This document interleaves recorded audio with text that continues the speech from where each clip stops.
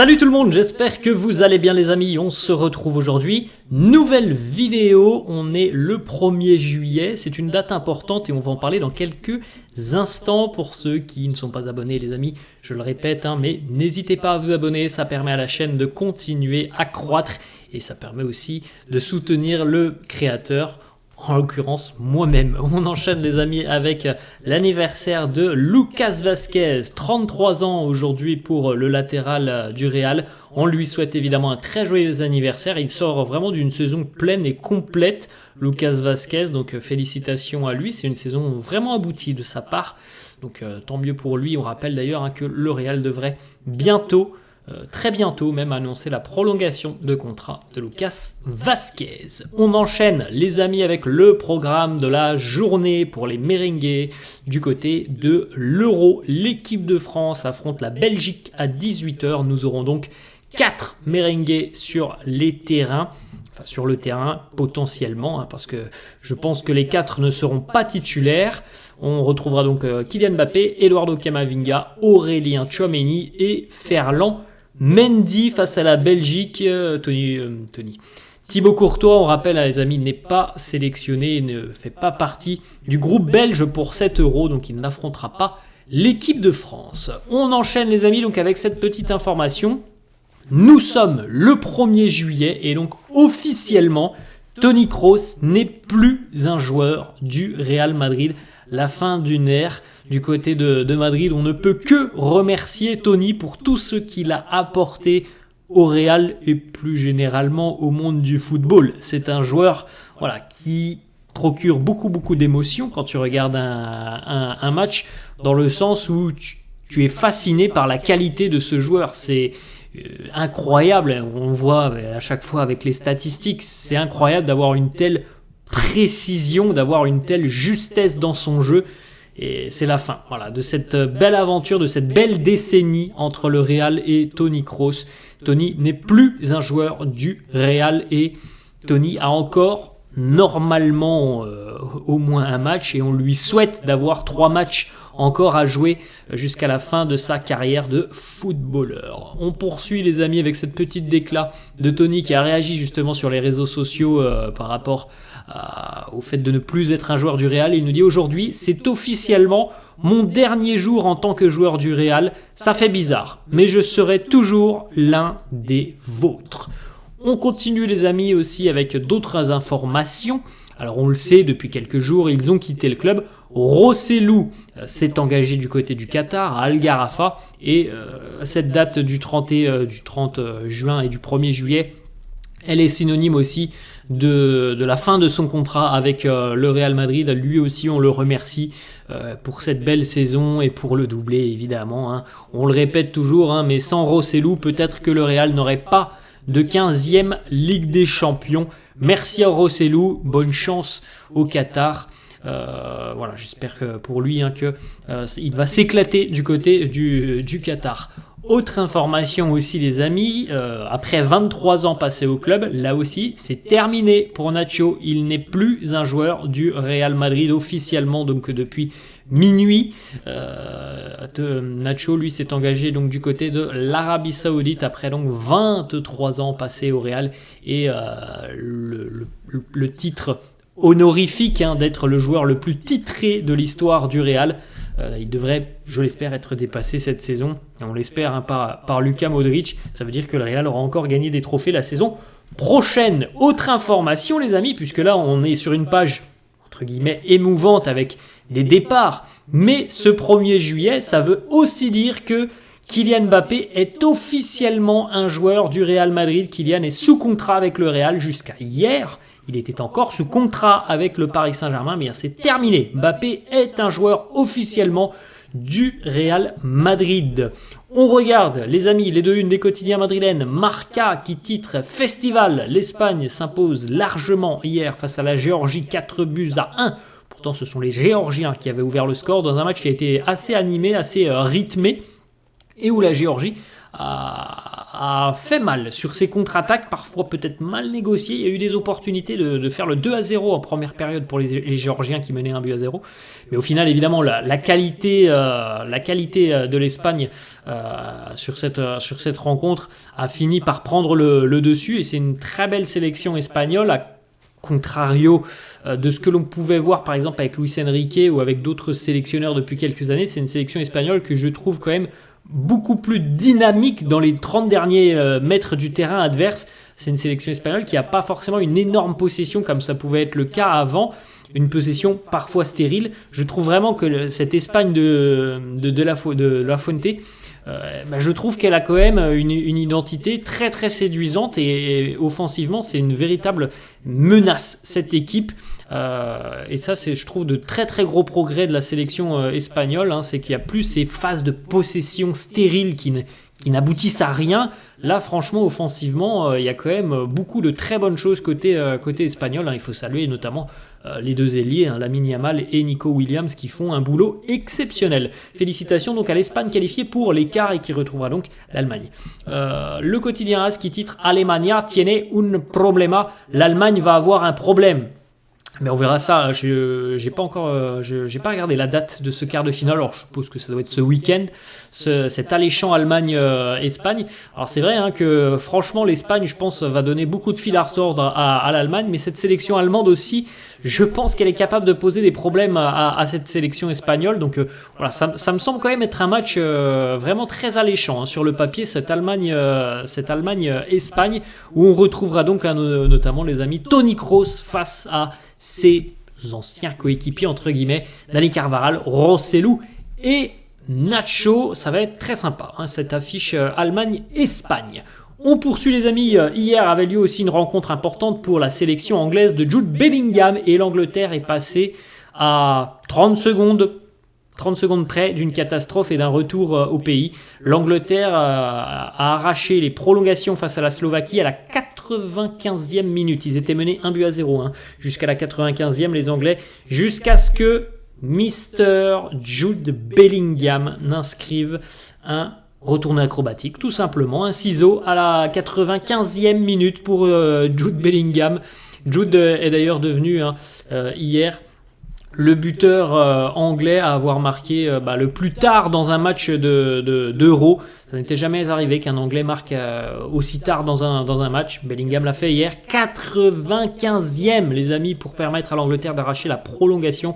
Ensuite en prolongation c'est Harry Kane qui va marquer le but vainqueur, 2-1 au final pour l'Angleterre. On continue les amis avec une double petite déclat de Kylian Mbappé par rapport à l'approche du match ce soir. Premièrement, il nous parle du fait de jouer avec un masque. Il nous dit c'est une horreur, ça limite le champ de vision. En plus de ça, la transpiration, elle ne s'écoule pas. Je suis obligé d'enlever souvent le masque. Donc voilà, il l'a dit hier, c'est franchement pas facile pour lui de jouer avec ce masque, mais il le dit aussi.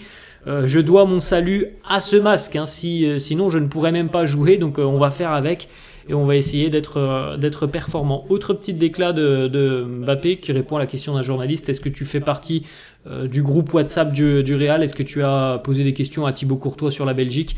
Mbappé a dit non, je ne fais pas encore partie du groupe WhatsApp du Real. Je n'ai pas parlé à Courtois, je le connais assez bien, mais je ne lui ai pas parlé. Il est mieux et préférable pour nous qu'il ne soit pas là, parce qu'il est évident que s'il avait été dans les buts belges, ça aurait été beaucoup plus compliqué pour nous. On retourne les amis donc sur ce qui s'est passé hier. Bellingham qui permet donc à l'Angleterre d'y croire. Son but inscrit à la 95e a grandement participé à la qualif donc de la sélection anglaise. Carvajal lui a pris part à la victoire facile 4-1 de l'Espagne face à la Géorgie. Du côté de Bellingham, regardez les amis, la célébration traditionnelle de Jude après son but hier. Même Harry Kane a réalisé aussi la même célébration hier. Évidemment aussi homme du match, quand on marque un but à la 95e, un but décisif comme ça, forcément on est couronné du trophée d'homme du match. Vous le voyez sous un autre angle, le but magnifique, le but somptueux, le but incroyable. Il n'y a pas beaucoup d'adjectifs, les amis, Pour décrire ce but de Bellingham, voilà, c'est un ciseau, la 95e, il est là au bon endroit, au bon moment, encore une fois, comme on l'a vu souvent, très souvent même du côté du Real cette saison, marquer des buts importantissimes dans les derniers instants d'une rencontre. Il l'a fait de nouveau hier, en 8e de finale de l'Euro à la dernière seconde, ce qui est quand même exceptionnel hein, chez Bellingham, hein, cette faculté qu'il a à être déterminant, décisif dans des moments qui comptent. Harry Kane, justement, qui regardait déjà ce but. Alors le but, vous le voyez, le ciseau, et Harry Kane qui est juste derrière, qui regarde tout simplement, qui admire le geste de Jude Bellingham, et Harry Kane qui nous dit: le but de Jude Bellingham est certainement l'un des meilleurs dans toute l'histoire de la sélection anglaise, il faut bien le reconnaître. On continue les amis avec Jude Bellingham qui a crié juste après avoir inscrit son but: Who else? Qui d'autre que lui pour marquer à ce moment ce genre de but dans une rencontre importantissime. Voilà, c'est tout simplement digne des plus grands et on en a l'habitude du côté du Real. Jude, hier, face à la Slovaquie, il a réussi le plus de dribbles au cours de cette rencontre. Il a été le joueur le plus touché par les fautes adverses. Il a gagné le plus de duels au cours de cette rencontre. Et il marque une bicyclette à la 95e pour emmener la sélection anglaise jusqu'en prolongation. Bref, c'est exceptionnel. On a Jude qui nous dit aussi I know I can deliver in this moment. Je sais que je suis capable de faire des différences dans ce genre de moment. Comme on l'a dit les amis, on en a l'habitude du côté du Real de le voir marquer dans des moments très importants, dans le temps additionnel, dans des buts vainqueurs, des buts décisifs. C'est tout simplement hallucinant ce que fait Jude Bellingham à son âge. Jude qui nous dit aussi on était à 30 secondes de rentrer à la maison. On était en train de laisser tomber toute une nation et puis il y a ce ballon qui arrive et tout se passe à merveille. C'est un scénario qui n'aurait pas dû avoir lieu puisqu'on aurait dû être en mesure de faire la différence avant, mais on a tout de même réussi à surmonter cette épreuve. C'est quelque chose d'incroyable. Bon après, franchement les amis, la sélection anglaise a été hyper décevante une nouvelle fois hier. Ils ont dû attendre la 95e pour se sauver, et il va falloir quand même faire mieux au bout d'un moment. Je ne pense pas et j'imagine pas que l'Angleterre pourra aller au bout en continuant sur ce système de jeu, ce système, sur ce que l'on voit, sur ce qu'elle nous propose. Par exemple, on fait un comparatif, mais l'Angleterre là est très très loin au niveau du jeu de ce que peut proposer l'Espagne et l'Allemagne. C'est passé hier par un trou de souris pendant les phases de groupe, c'est passé très ric-rac. Je pense sincèrement qu'il va falloir quand même que l'Angleterre propose autre chose si elle a des ambitions d'aller plus loin. Au prochain tour déjà face à la Suisse qui vient d'éliminer l'Italie, va falloir montrer autre chose quand même du côté anglais, mais évidemment on peut féliciter Bellingham. Jude cette saison a quand même marqué en club et en sélection 6 buts après la 90e minute. Il a marqué face à Retafe, face au Barça, face à l'Union Berlin, 2 fois même face au Barça. Il a marqué face à la Slovaquie et face à la Belgique. C'est quand même dingue, 6 fois buteur dans le temps additionnel d'une rencontre.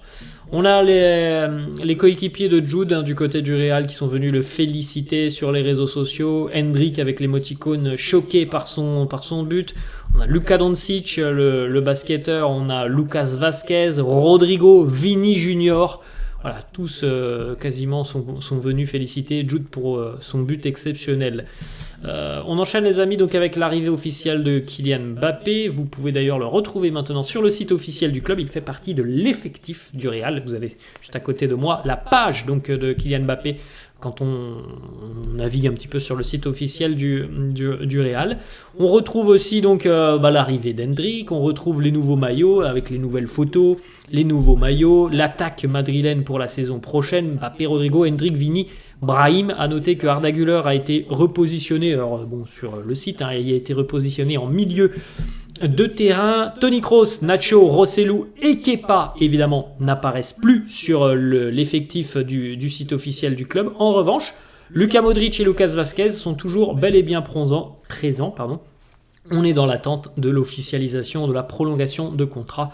Ils devraient continuer pour au moins une saison supplémentaire, les deux joueurs. On continue les amis aussi avec Nacho. Après 13 ans au plus haut niveau, Nacho lui aussi n'apparaît plus dans la ligne défensive du Real. On poursuit les amis avec une petite information. Il est dorénavant possible d'acheter un maillot du Real avec le flocage Mbappé. Donc si vous avez envie, n'hésitez pas les amis sur le site officiel du club, mais aussi sur les autres revendeurs agréés, comme Adidas par exemple. Vous pouvez acheter votre maillot floqué Mbappé depuis donc minuit. On continue les amis avec une petite information mercato, selon Foot Mercato. Tottenham et l'AS Roma ont montré un intérêt assez concret envers Brahim Diaz, mais le Real n'aurait pas l'envie tout simplement que Brahim quitte le club, ce que l'on peut comprendre puisqu'il a été très important tout au long de la saison.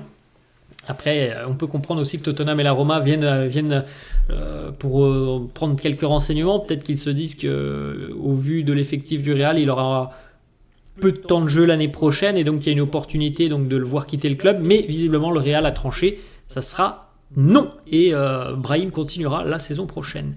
Petite information aussi, Retafe a ouvert les discussions avec le Real pour Alvaro Rodriguez. La Real Sociedad et des clubs de Bundesliga sont aussi intéressés à suivre pour le jeune madrilène. Petite photo les amis, on va terminer là-dessus d'ailleurs. Les chaussons d'Antonio Rudiger, chaussons personnalisés où on voit tout simplement Antonio Rudiger en train de réaliser un kebab, voilà, de faire un kebab. Donc voilà les chaussons particuliers pour Rudiger. Voilà les amis, la fin de cette vidéo. J'espère que ça vous a plu. N'hésitez pas comme d'habitude à lâcher un petit pouce bleu. N'hésitez pas non plus à vous abonner à la chaîne. Je vous laisse et je vous dis à la prochaine. Ciao à tous.